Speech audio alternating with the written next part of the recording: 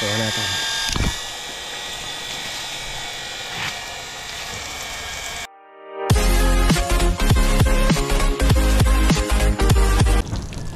So today's video guys ay magki-cleaning tayo ng solar panel. Hindi naman siya masyadong marumi, pero hindi ko kasi pinapaabot. Tama-tama, makulimlim. Ang harvest lang niya ngayon ay nasa 300 to 400 watts. Kaya tama-tama. Meron kasi maglinis pag mainit. Palambutin lang natin yung dumi. Ayun, tanggal na naman. Yung elevation kasi ng solar panel natin, siguro nasa 25 yata ang incon nito. Okay na. Ipitin ko na lang ng kahoy para hindi mahulog.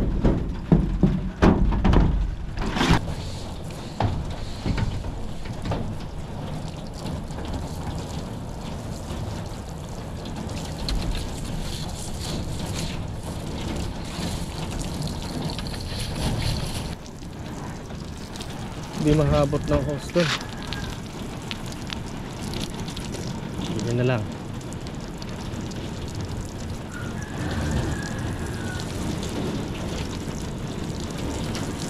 Yung sa bagay kasi hindi naman masyadong nagbe-build up ng tubig dito. Yan o. Yung luma lang naman ang medyo marumi.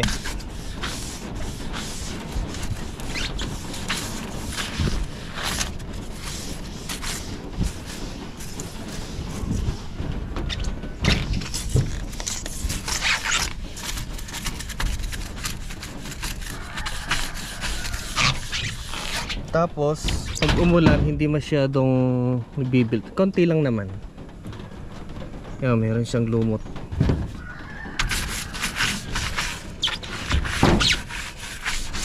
Isa palang disadvantage sa solar panel natin, kaya pala yung iba hindi nila masyadong ginagalaw or binabaklas-baklas yung solar panel nila. Pag kasi pag tanggal kabit natin, nasisira yung kanyang frame kagaya nito guys oh. Ito pala yung siyang ginagalaw. Ito, mayroon ng tama oh, gumagalaw na yung frame. So natanggal na yung frame niya. Yun masyadong baklas kabit, sisira yung frame. Kaya pala yung iba hindi nila masyadong tinatanggal kabit yung solar panel. Yun pala ang dahilan. Over time masisira yung kanyang frame, mababaklas. Sabi nila sa akin, wag mo nang tagalin, masusubukan natin kung lilipad dyan, sabi nila nung crising. Hindi ka nasira sa bagyo, kaya lang nasira sa pagkabaklas kabit. Sa bagay yung frame lang naman ang masisira, pero yung kanyang salamin hindi. Pero isa kasing humahawak sa integrity niya yung kanyang frame. Hindi mo pwedeng iipit dito taas na walang frame.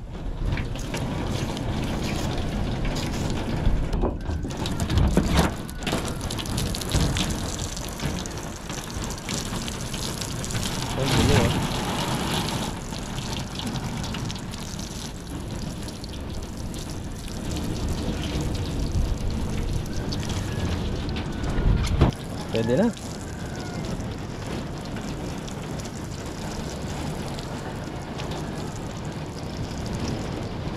Tas din oh.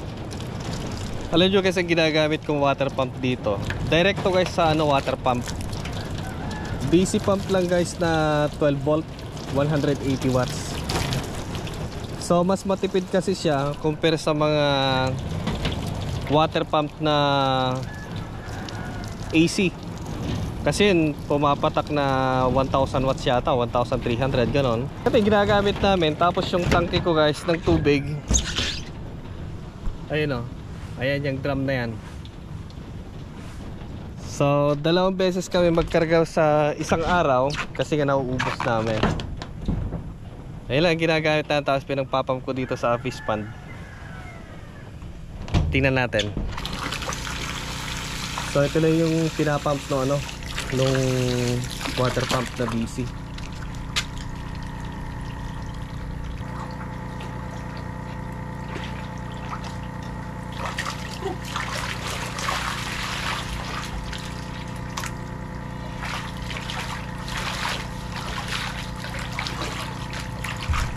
Ito guys yung laman niya ngayon kasi ang tinira ko na lang yung mga maliliit.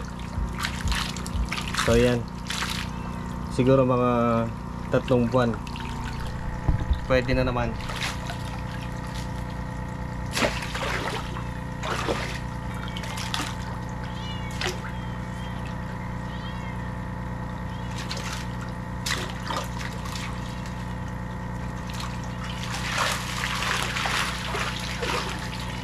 Guys, oh.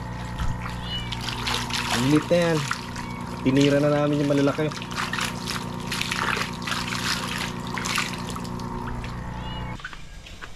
So yung water pump guys ay nandito sa kapitbahay namin. So ito guys yung water pump na ginagamit ko dito. Ayan, 12 volt na DC pump. Itong tubo ay isang piraso lang yan. Mababaw lang naman ang level ng tubig dito. Ayan o, kuha natin.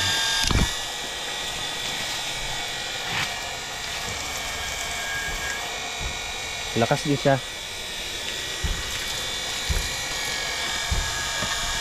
Gusto kasi dito mababa lang yung wattage, 180 watts lang oh. So kung ano yan, yung AC type, mas mataas. Yun nga lang, mas malakas.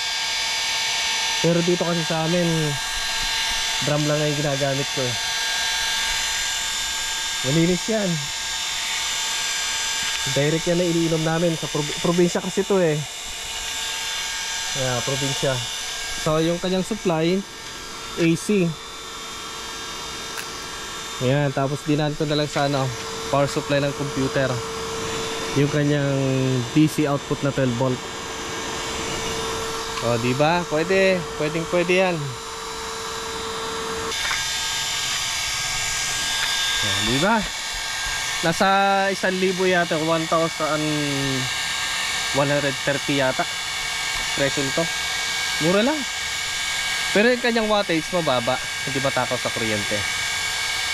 So, dahil sa naka-solar ako, kailangan magtipid. Kasi pwede pang magamit yung ibang energy. Mga nabibili ng mga tubo na may thread, isang check valve dito, tapos T. Ayan. So ayan lahat guys yung sinusupply ng aming ano dito, solar panel. So i-check natin yung ating inverter kung ilan ang harvest kasi lakas yung araw. Check natin dito, 900 watts. Maganda, malamig pa yung solar panel. Paldo. Babala yung consumption namin.